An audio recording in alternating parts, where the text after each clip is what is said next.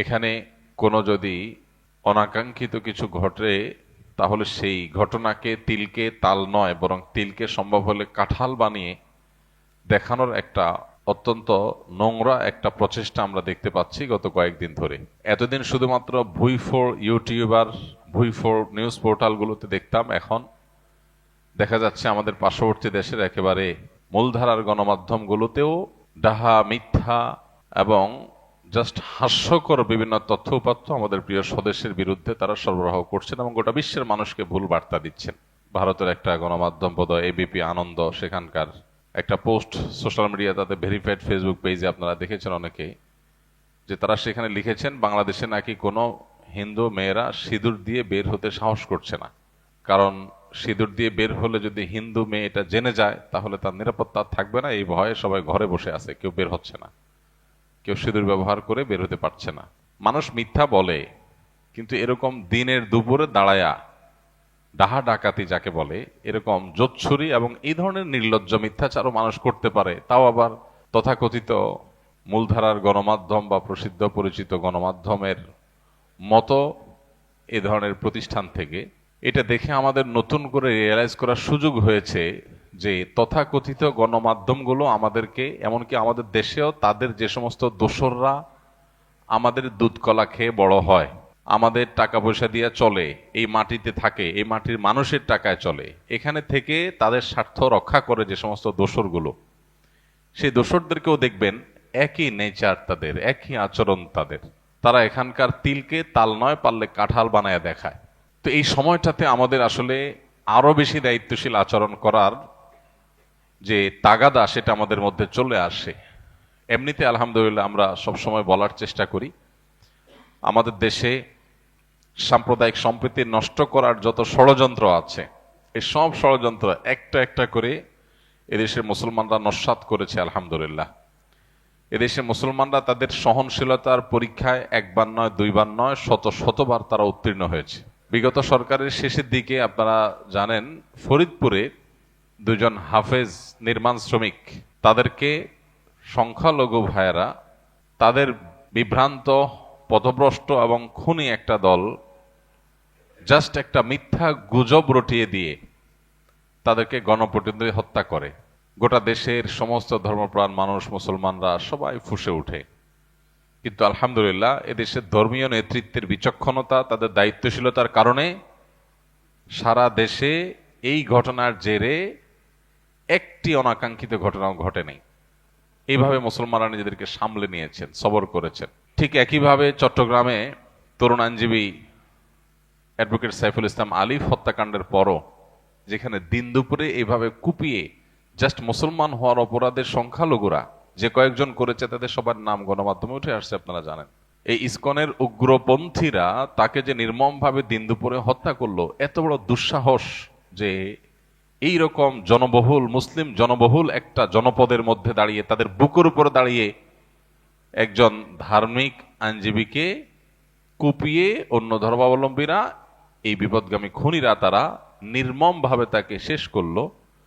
এর বিপরীতে সারা দেশের সমস্ত আলেমোলামারা সবাই যার যার জায়গা থেকে মানুষকে শান্ত থাকার আহ্বান করেছেন। মানুষও সে আহ্বানে সাড়া দিয়ে পুরো দেশে মানুষ সংযমের সর্বোচ্চ দৃষ্টান্ত এবং নজির স্থাপন করেছে।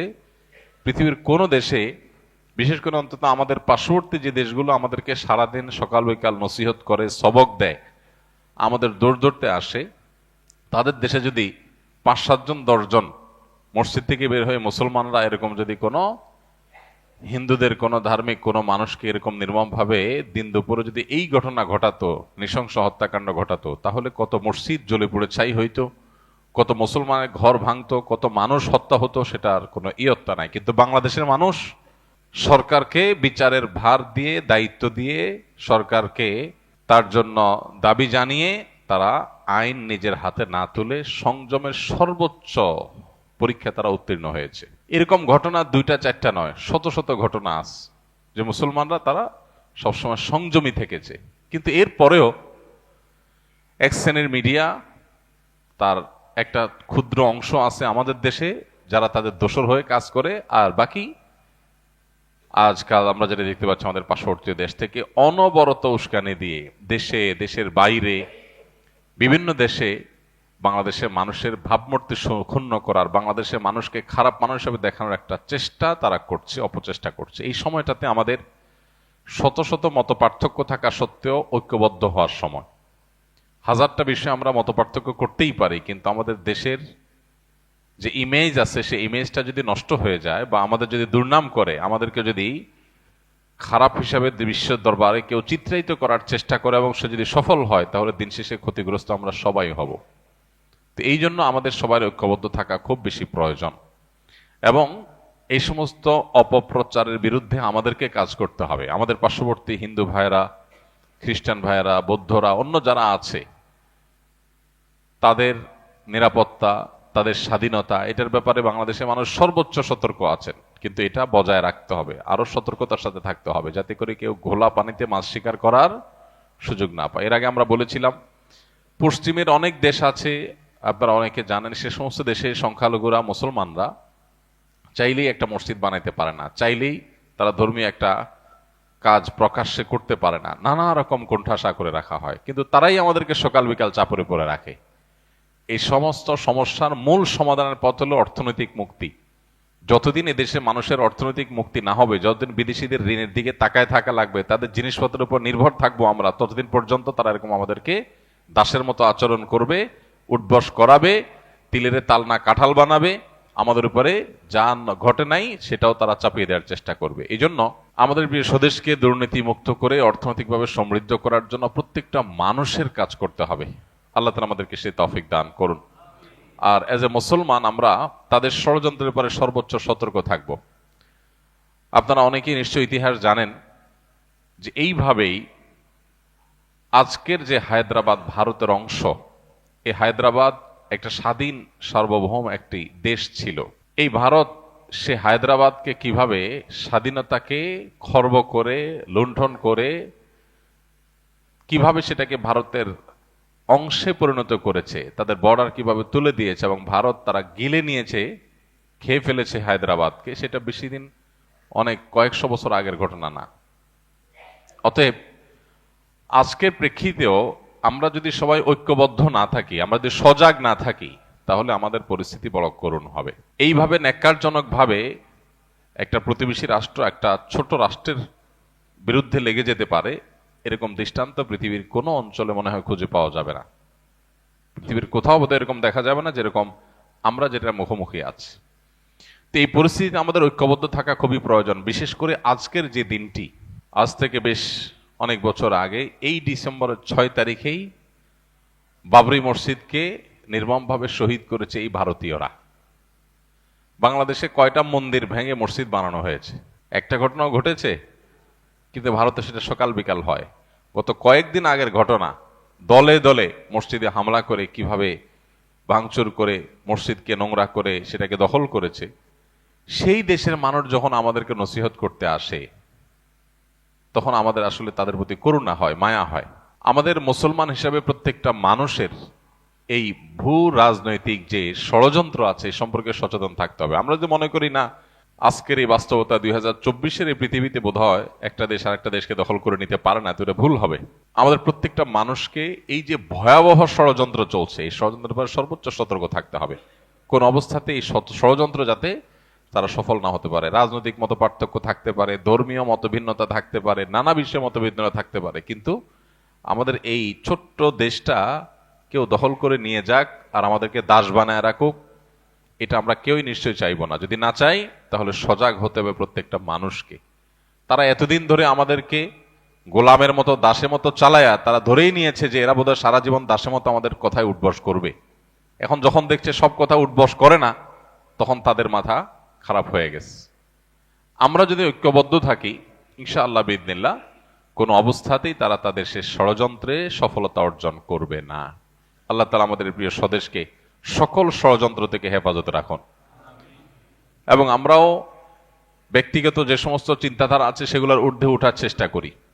বিশেষ করে মতপার্থক্যের জায়গা যেগুলো আছে, সে সমস্ত মতপার্থক্যের জায়গাগুলোতে আমরা আপন জায়গা মতপার্থক্য রেখেও জাতীয় ঐক্যমত গড়ে তোলার চেষ্টা করি। আমাদের পার্শ্ববর্তী আমাদের নিকটবর্তী প্রতিবেশী অন্য ধর্মাবলম্বী যারা আছেন তাদেরকেও আমরা আস্থায় আনার চেষ্টা করি। তারা যদি এই দেশকে সত্যি ভালোবাসে তাহলে অন্যদের ক্রীড়া নকে পরিণত হওয়া তাদের ঠিক হবে না।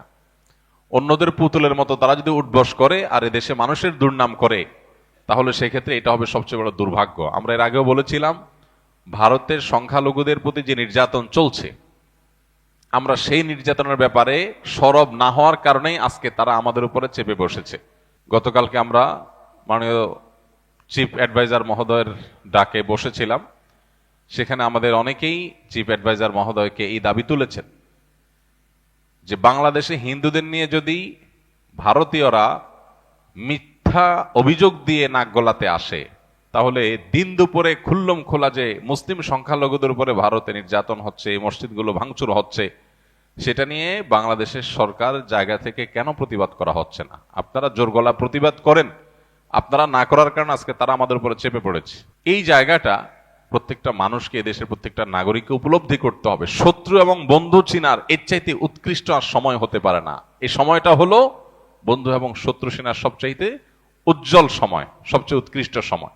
দেশের সবচেয়ে বেশি সুবিধা ভোগ যারা করেছে, দেশের লক্ষ লক্ষ কোটি কোটি টাকা লোপাট করা, বিদেশে পাচার করা, দেশে ভোগ করা, তাদেরকে আপনি দেখবেন না দেশের ক্রান্তিকালে তারা এগিয়ে আসছে।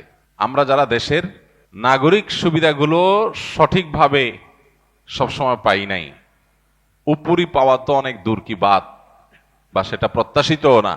দেখবেন সেই সমস্ত আলেম ওলামারা, সেই সমস্ত দিনদার মানুষগুলাই সবচেয়ে বেশি সরব, সবচেয়ে বেশি সিরিয়াস। আর যাদেরকে আমরা বন্ধু বন্ধু বলে জিকির করেছি এতদিন, এখন তাদের আসল রূপ আমাদের সামনে প্রকাশ পাচ্ছে। যে এই দেশকে গোটা পৃথিবীর মানুষের কাছে কালপ্রিট বানানোর জন্য, এই দেশকে একঘরে করে দেওয়ার জন্য, গোটা বিশ্ব থেকে বিচ্ছিন্ন করার জন্য, আমাদেরকে দূরে ঠেলার জন্য তারা হেন কোনো কাজ নাই যেটা করছে, যেটা তারা করছে না। তো আজ এই বন্ধু এবং শত্রু চেনার এই সবচাইতে আদর্শ সময়টাতে আমাদের সিদ্ধান্ত গ্রহণ করতে হবে আমরা কোন দিকে থাকবো। আমরা একটা কথা প্রায় সময় বলি, এদেশের মুসলমানরা এবং এদেশের সকল ধর্মপ্রাণ মানুষ তারা এদেশের মাটিতে থাকবে। দুর্নীতিবাজ, চোর ডাকাত তারা এদেশের সম্পদ লুণ্ঠন করে তারা বাইরে গিয়ে আয়েশ করবে, আর আমরা দিন শেষে এদেশেই থাকবো ইনশাআল্লাহ। বাঁচলে এদেশে ইনশাআল্লাহ, মরলেও এদেশেই। সো এই দেশ নিয়ে কেউ ষড়যন্ত্র করবে, শয়তানি করবে, দুর্নাম করবে, আর আমরা বসে থাকবো, এটা কোনোদিনই হবে না ইনশাআল্লাহ। আমাদের ঐক্যবদ্ধ থেকে এটা মোকাবেলা করতে হবে, এবং এই মোকাবেলার জন্য এই ভূ রাজনৈতিক যে শয়তানি এবং চক্রান্তগুলো আছে এগুলো আমাদেরকে খুব গভীরভাবে পর্যবেক্ষণ করতে হবে। আপনার একটা জিনিস খুব ভালোভাবে লক্ষ্য করেছেন যে কিছুদিন আগে যখন জাতিসংগীত নিয়ে একটা আলাপ উঠলো, যে জাতীয় সঙ্গীত এটা কি বাংলাদেশের জন্য লেখা হয়েছিল নাকি অবিভক্ত বাংলার জন্য তৈরি করা হয়েছিল? অবিভক্ত বাংলার জন্য যদি লেখা হয়ে থাকে, আমার সোনার বাংলা বলতে যদি গোটা পশ্চিম বাংলা আর এ বাংলা দুইটাকে বোঝানো হয়ে থাকে, তাহলে সেক্ষেত্রে সেটা কিভাবে বাংলাদেশের জাতীয় সঙ্গীত হয়? এই দেশের জন্য তো এটা লেখা হয়নি, এটাতে লেখা হয়েছে ভারতের একটা অংশ আর দেশের একটা অংশের জন্য। রবীন্দ্রনাথ যখন লিখেছেন তখন তো এদেশের জন্ম হয়নি, তাহলে এটা কিভাবে দেশের জাতীয় সঙ্গীত হইতে পারে? ভারতীয়রা তাদের ধর্ম মতে পূজনীয়, যে তাকে মা বলে সম্বোধন করে, আমরা মুসলমানরা তো সে বিশ্বাস করি না। তাহলে এই জাতিসংগীত কিভাবে আমাদের দেশের জাতিসংগীত হতে পারে? এটা একটা আলাপ উঠছে, এটা কোনো চূড়ান্ত বিষয় না যে হ্যাঁ তাহলে বাদ দিয়ে ফেলতে হবে, দিয়ে ফেলছে বা কিছু। এই আলাপ উঠার পর আপনারা দেখছেন বাম পাড়ায় আগুন ধরেছে, তারা এটা নিয়ে এমন ভাবে আওয়াজ তুলেছে মনে হচ্ছে দেশ শেষ হয়ে গেল। কিন্তু এখন দেশের স্বাধীনতাই যখন হুমকির মুখে, সার্বভৌমত্ব যখন হুমকির মুখে, দেশের বিরুদ্ধে সকাল বিকাল যখন মিথ্যাচার চলছে, তখন তাদের সবার মুখে কুলুপ। এই মানুষগুলো শয়তানি যুগ যুগ ধরে আলেম ওলামারা আপনাদেরকে বলে আসছে, আপনারা হয়তো কেউ বিশ্বাস করেছেন, কেউ করেন নাই। এখন সময় এসেছে প্রকৃত শয়তান দেখার। শয়তান দেখার খায়েশ যদি থাকে কারোর, তো এদের চেহারার দিকে সকাল বিকাল তাকালেই শয়তান দেখার খায়েশ পুরা হয়ে যাবে, যে মানুষরূপী শয়তান কিভাবে হয়, মানুষ কতটা ভণ্ড হয়, কতটা ইতর শ্রেণীর হয়, কতটা মানুষ বিচারী হয়, মুনাফিক হয়। এটা এদেরকে না দেখলে বোঝার কোনো উপায় থাকবে না। তারা দেশের প্রেম আর দেশের মায়া এমন ভাবে জিগির করবে। আজ বহু বছর ধরে আলেমুল আমাদেরকে আসামের কাঠগড়া দাঁড় করে রাখছে। আলেমুল আমারা দেশের কোনো সুবিধাই ভোগ করে নাই, না সরকারি কোয়ার্টার পাইছে, না সরকারি টাকা পয়সা লুট করছে, না অন্য কোনো কিছু। কিন্তু দেখবেন দুর্দিনে সবার আগে জান দিয়া, জীবন দিয়া আলেমুল আমারা সবার আগে চলে যাচ্ছে। ভাইরা আমার, এই তথাকথিত সুশীল শয়তানগুলোকে এবং তাদের শয়তানিগুলোকে চিহ্নিত করার সময় আমাদের আসছে। মসজিদের মিম্বরগুলো থেকে এখন এই আওয়াজ উঠছে, দেশকে ধ্বংস করার যে চক্রান্ত ইসকন করছে, তাদেরকে আর এদেশের শান্তিপ্রিয় হিন্দু ধর্মাবলম্বীদেরকে আমরা এক করে ফেলতে চাই না, গুলিয়ে ফেলতে চাই না। হিন্দুত্ববাদ এক জিনিস আর হিন্দু আরেক জিনিস। এদেশের যারা হিন্দু ভাইরা আছেন, বৌদ্ধ খ্রিস্টানরা আছেন, তারা শান্তিপ্রভী দেশের নাগরিক, তাদের সে অধিকার আছে। তারা নির্ভয়ে দেশে তাদের সকল কার্যক্রম পরিচালনা করবেন, কেউ সেখানে বাধা দিতে যাবে না। গত দুর্গাপূজার সময় আপনারা দেখেছেন মাদ্রাসার ছেলেরা, মসজিদ থেকে মুসল্লিরা কিভাবে বের হয়ে মন্দিরগুলো পাহারা দিয়েছে। পৃথিবীর কোন দেশে এটা দেখানো যাবে? এই দেশে আছে। এদেশের হাজারটা দোষ আপনি বলতে পারবেন, কিন্তু এদেশে মানুষের ধর্মীয় সহনশীলতা, এটার নজির পৃথিবীর অন্য 10টা দেশে আপনি খুঁজে পাবেন না সচরাচর।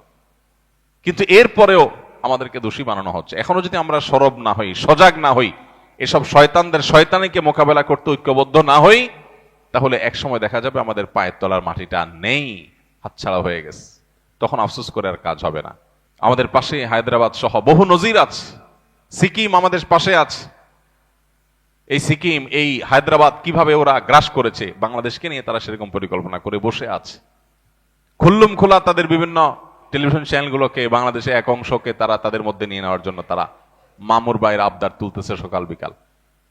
এগুলো সুযোগ তখনই পাচ্ছে আমরা যখন মনে করছি আমি তো ভালো আছি, আমার কি দরকার এগুলো নিয়ে মাথা ব্যথা করার। একজন মুসলমান তার দায়িত্বশীলতার পরিচয় এখানে দিবে যে আল্লাহর জন্য, আল্লাহর সন্তুষ্টির জন্য, মুসলিম ভূখণ্ডের নিরাপত্তার জন্য, মুসলমানদের নিরাপত্তার জন্য এবং গোটা সব ধর্মের মানুষের নিরাপত্তার জন্য তিনি সবচেয়ে বেশি সজাগ থাকবেন। আমরা গত জুমায় বলেছিলেন, নবী সাল্লাল্লাহু আলাইহি সাল্লাম ঐতিহাসিক মদিনা সনদ বাস্তবায়ন এবং রচনার মধ্য দিয়ে অন্য ধর্মাবলম্বীদের সাথে শান্তিপূর্ণ সহাবস্থানের ঐতিহাসিক লিখিত দলিল পৃথিবীর ইতিহাসে প্রথম তিনি করেছেন। তার আগে কেউ করেনি। সর্বপ্রথম লিখিত চুক্তি, অন্য ধর্মাবলম্বী বা কয়েক ধর্মের মানুষরা শান্তিভাবে একটা ভূমিকে থাকবে, প্রত্যেকে কেউ কারোর ক্ষতিগ্রস্ত করবে না, বরং একে অন্যের বন্ধু হয়ে থাকবে, এই মর্মে নবী করিম সাল্লাল্লাহু আলাইহি সাল্লাম ঐতিহাসিক শান্তি চুক্তি মদিনা সনদ তিনি করেছেন। আমরা সেই নবীর উম্মত, বিধায় আমাদেরকে সংখ্যালঘুদের অধিকারের সবক দেওয়ার প্রয়োজন নাই। শুধু নিজেদের দিকে তাকালেই হবে যে বাতির নিচে অন্ধকার, কি পরিমাণ মুসলমান নির্যাতন তোমাদের এলাকাতে, তোমাদের দেশে, তোমাদের ভূমিতে চলে। দুর্ভাগ্য আমাদের, আমরা মুসলমানরা অনেকে মনে করি ভারতে মুসলমান নির্যাতন হচ্ছে, আমাদের দেশে তো হচ্ছে না, সমস্যা কি? তো তাদের ব্যাপার। ইরাকে মুসলমান নির্যাতন হচ্ছে, তাদের ব্যাপার। সিরিয়াতে হচ্ছে, তাদের ব্যাপার। ফিলিস্তিনে হচ্ছে, তাদের ব্যাপার। আমরা তো নিরাপদ আছি। এটা কোনো মুসলমানের চিন্তা না। গোটা পৃথিবীর যে কোনো প্রান্তে মুসলমান আক্রান্ত হলে গোটা বিশ্বের মানুষ এটাকে ফিল করবে, অনুভব করবে, কথা বলবে। অতএব এই জায়গা থেকে আমাদের প্রত্যেকটা মানুষের এখন থেকে ভারতের প্রতিটা মুসলিম নির্যাতন, প্রতিটা সংখ্যালঘু নির্যাতনের পরে আমাদের সবার শতকণ্ঠে কথা বলতে হবে। শুধু মুসলমানরা দেশে হিন্দুদের কথা বলা উচিত। আমরা যখন ওদের চালনির ছিদ্রগুলা দেখাই দিতে পারবো, তখন তারা সুইয়ের ছিদ্র খোঁজার সুযোগ আর পাবে না। আমরা চুপচাপ থাকার কারণে তারা আজকে আমাদের মাথার উপরে চড়াও হয়ে বসে আছে। তো এই সময়টাতে বিশেষ করে যারা বিভিন্ন সময় অন্ধত্বে ছিলাম, যারা অতি প্রেমে ডুবেছিলাম, যারা শত্রু আর বন্ধু চিনতে ভুল করেছিলাম, তাদের এখন চেনার সময় হয়েছে যে কিভাবে একটা রাষ্ট্র এইভাবে ন্যাক্কারজনকভাবে পার্শ্ববর্তী একটা রাষ্ট্রের প্রতি এইভাবে ঝাঁপিয়ে পড়তে পারে, এত নোংরা ভাবে, কোনো কারণ ছাড়া, বিনা উস্কানিতে এইভাবে তারা কিভাবে একটা দেশকে ক্ষতিগ্রস্ত করতে পারে, তার সবচেয়ে নোংরা নজির এখন স্থাপন হতে যাচ্ছে। আমি আবারও বলছি, যদি আমরা সতর্ক না হই তাহলে সেক্ষেত্রে এই দেশ আমাদের আর থাকবে না, এবং এদেশে আমরা যে বিগত কয়েক বছর ধরে আমরা দাসের মতো ছিলাম, সেটা যে আরো কতটা ভয়াবহ আকার ধারণ করতে পারে একমাত্র আল্লাহ তাআলা ভালো জানেন। বিধায় প্রত্যেকটা মানুষকে সজাগ হতে হবে, সতর্ক হতে হবে। এবং ধর্মীয় সম্প্রীতির ব্যাপারে আমরা প্রত্যেকটা মানুষ নিজে থেকে উদ্যোগ নিয়ে নিয়ে আমাদেরকে ধর্মীয় সম্প্রীতি রক্ষা করে তাদের মিথ্যা অভিযোগ, এটাকে মিথ্যা প্রমাণ করতে হবে। সেই অভিযোগকে মিথ্যা প্রমাণ করার জন্য আমাদেরকে ভূমিকা রাখতে হবে। এবং পাড়ায় পাড়ায়, মহল্লা মহল্লায় অন্য ধর্মাবলম্বী যে সমস্ত ভাই বোনরা আছে, সম্ভব হলে তাদের সাথে মিট করতে হবে, তাদেরকে নিয়ে একসাথে বসতে হবে যে ভাই আপনারা কোনো অসুবিধা অনুভব করছেন কিনা, কেউ আপনাদের কোনো অসুবিধা করছে কিনা, তাদেরকে আশ্বস্ত করতে হবে। এবং অহেতুক তাদের মনে যে ভয় সৃষ্টি করছে পার্শ্ববর্তী দেশ থেকে, সেগুলোর ব্যাপারে তাদেরকে অভয় দিতে হবে যে আমরা হিন্দু মুসলিম কাঁধে কাঁধ মিলিয়ে আমাদের প্রিয় মাতৃভূমিতে আছি, এবং থাকবো ইনশাআল্লাহ। প্রিয় নবী সাল্লাল্লাহু আলাইহি ওয়াসাল্লাম বলেছেন, তিনি যখন তার মদিনা রাষ্ট্র কায়েম করেছেন তখন তার সে ঐতিহাসিক বক্তব্য ছিল যে আমার এখানে যে সবচেয়ে দুর্বল সে হলো সবচেয়ে শক্তিশালী। ঐতিহাসিক উক্তি। নবী সাল্লাল্লাহু আলাইহি ওয়াসাল্লাম বলেছেন, আমার এই মদিনা রাষ্ট্রে যে সবচেয়ে বেশি দুর্বল সে হলো সবচেয়ে বেশি শক্তিশালী। কিভাবে?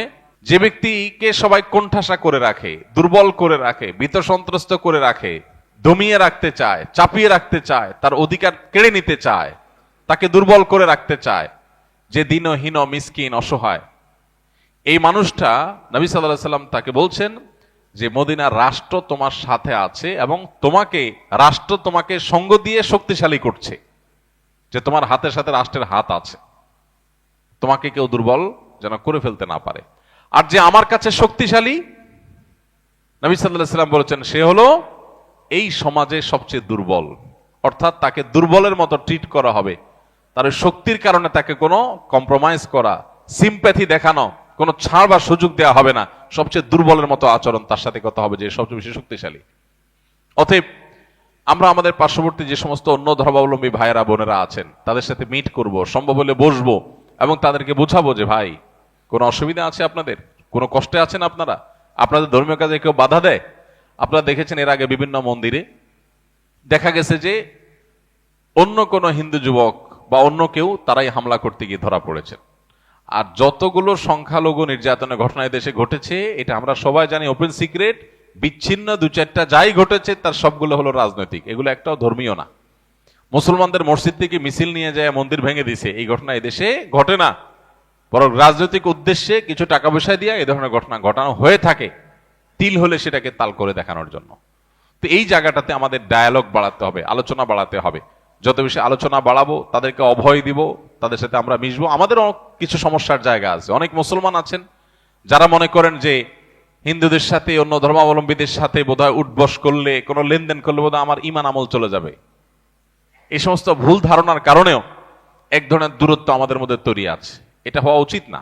আদর্শিক জায়গায় আপনি 100% অটল থাকবেন, আপনার ইমান, আপনার আকীদা, আপনার বিশ্বাসের জায়গায় আপনি 100% পরিষ্কার থাকবেন। আমি তাওহীদের সাথে কোনো কম্প্রোমাইজ করব না, চুল পরিমাণ করব না। আমি এক আল্লাহ বিশ্বাসী, আমি আমার ইবাদত করব, কিন্তু অন্য ধর্মের মানুষ যে আমার বিশ্বাসের সাথে একমত না, তিনি আমার মতে সঠিক পথে নাই, সেটা আমার মতের ব্যাপার, কিন্তু আচরণের ব্যাপার হবে তার সাথে একজন ভাই ভাইয়ের মতো করে। আর আদম আলাইহিস সালামের সন্তান হিসেবে আমরা তো আসলে সবাই ভাই ভাই। তারাও আদম আলাইহিস সালামের সন্তান, আমরাও আদম আলাইহিস সালামের সন্তান, সেই হিসাবে তো আমরা একই বাবার সন্তান। সো এই জায়গা থেকে তাদের ব্যাপারে আমাদের অনেকের মধ্যে যে সমস্ত ভুল ধারণাগুলো আছে এগুলো দূর করতে হবে। কোন এলাকাতে যদি হিন্দু হওয়ার কারণে কাউকে কোণঠাসা করার কেউ চেষ্টা করে, আমরা তাদের পাশে দাঁড়াতে হবে। যদিও মুসলমানরা সচেতন সতর্ক, কিন্তু আরো বেশি সচেতন সতর্ক হতে হবে। আল্লাহ তাআলা আমাদের সবাইকে সেই তৌফিক দান করুন। একটা ক্রাইসিস মোমেন্ট চলছে, একটা ক্রিটিক্যাল সময় চলছে। বিশ্বের বিভিন্ন শক্তিশালী দেশগুলোকে এই দেশে বিরুদ্ধে দাঁড় করানোর এক চক্রান্ত, এক খেলা এখানে চলছে। সেখানে এই দেশীয় যে বিদেশিদের এজেন্ট মিডিয়াগুলো আছে সেগুলোকে ভালো করে চিনে রাখার সময় হয়েছে। এরা বিদেশিদের পারপাসগুলো কিভাবে সার্ভ করে, তাদের নিউজ করার স্টাইল যদি দেখেন, লেখাজোকার স্টাইল যদি দেখেন, তাদের রিপোর্ট করার স্টাইল যদি দেখেন, তাহলে পণ্ডিত হওয়া লাগবে না আপনার বোঝার জন্য যে তারা আসলে তাদের টোনে, বিদেশিদের টোনে তারা কথা বলতে চায় এবং এই দেশকে তারা ব্যর্থ রাষ্ট্র হিসেবে পরিণত করতে চায়, বিদেশিদের খবরদারি এখানে বাড়াতে চায়। আমরা তো বিদেশিদের খবরদারি থেকে মুক্ত হতে চাই, আমরা স্বাধীন থাকতে চাই, কিন্তু আমাদের উপরে বিদেশিদের খবরদারি বাড়ানোর জন্য এদেশের কিছু মিডিয়াও কাজ করছে। চোখ কান খোলা রাখতে হবে এবং সজাগ থাকতে হবে, ঐক্যবদ্ধ থাকতে হবে। আমরা আবারও বলি, শত বিষয়ে আমাদের মত পার্থক্য থাকতে পারে, কিন্তু আমাদের এই প্রিয় স্বদেশটাকে সেভ করার ব্যাপারে, এটাকে নিরাপদ রাখার ব্যাপারে আমাদের কোনো দ্বিমত থাকা উচিত না। এ ব্যাপারে আমাদের কাঁধে কাঁধ মিলিয়ে কাজ করতে হবে। আল্লাহ তাআলা আমাদের সবাইকে সেই তৌফিক দান করুন। আমরা এজ এ মুসলমান অন্য ধর্মাবলম্বীদের অধিকারগুলো যেমন নিশ্চিত করার চেষ্টা করব, তাদের প্রতি সম্প্রীতি সৌহার্দ্য আমরা বজায় রাখার চেষ্টা করব। তাদের পূজায় গিয়ে তাদের সাথে সামিল হয়ে আপনাকে একাত্মতা পোষণ করতে ইসলাম বলে না। ইসলাম বলে তাদের পূজা তারা করুক, আপনি করেন, কিন্তু তাদের পূজা নির্বিঘ্নে যা তারা করতে পারে, কেউ যেন বাধা সৃষ্টি না করতে পারে, সে বিষয়টা আপনি খেয়াল রাখেন। সামাজিক মর্যাদা যাতে তারা কোনো অংশে কম না পায় সেদিকে আপনি খেয়াল রাখেন। এর আগে বারবার আমরা একটা হাদিস আপনাদের শুনিয়েছি, নবী করিম সাল্লাল্লাহু আলাইহি ওয়াসাল্লামের সামনে দিয়ে একজন ইয়াহুদির লাশ নিয়ে যাওয়া হচ্ছে। ইয়াহুদি, মুসলমানের প্রতি সবচেয়ে বেশি বিদ্বেষ রাখে ইয়াহুদিরা, সেই ইয়াহুদির লাশ নেওয়া হচ্ছে। নবী করিম সাল্লাল্লাহু আলাইহি ওয়াসাল্লাম সে লাশের প্রতি একটা সম্মান প্রদর্শন করলেন। তখন একজন বললেন, হে আল্লাহর রাসূল, এটা একজন ইয়াহুদির লাশ না, আপনি কেন সম্মান প্রদর্শন করলেন? তখন তিনি বলেছিলেন, আলাইসাত নাফসা, এই ইয়াহুদির লাশ এটা কি কোনো মানুষের লাশ না? এজ এ মানুষ সে কি আমার কাছে রেসপেক্ট পেতে পারে না?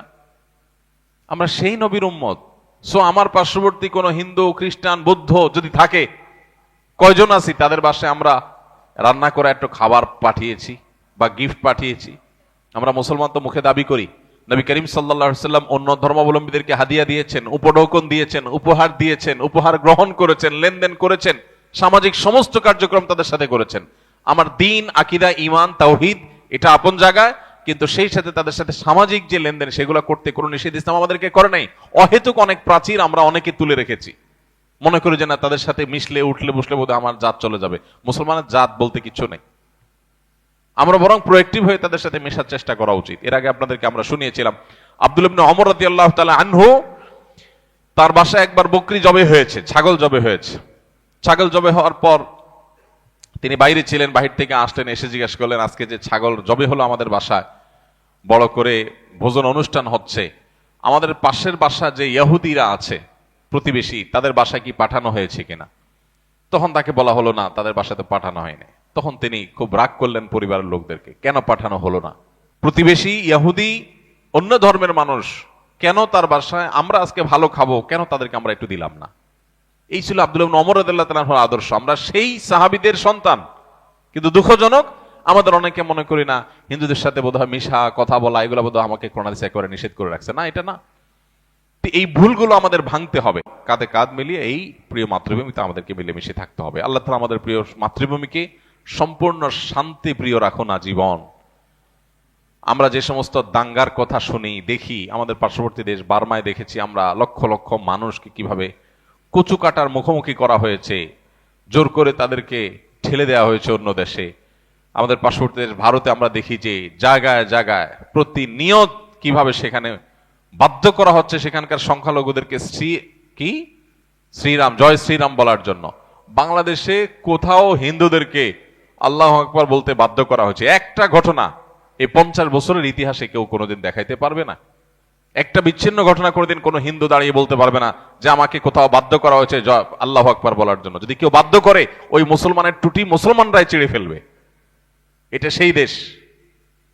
এই দেশে মানুষকে নসিহত দেওয়ার মতো কোনো নৈতিক অধিকার ভারতীয়দের নাই, তাদের কোনো নৈতিক অধিকার নাই। আমাদের কাছে পৌঁছাতে তাদের আরো 200 বছর লাগবে ইনশাআল্লাহ।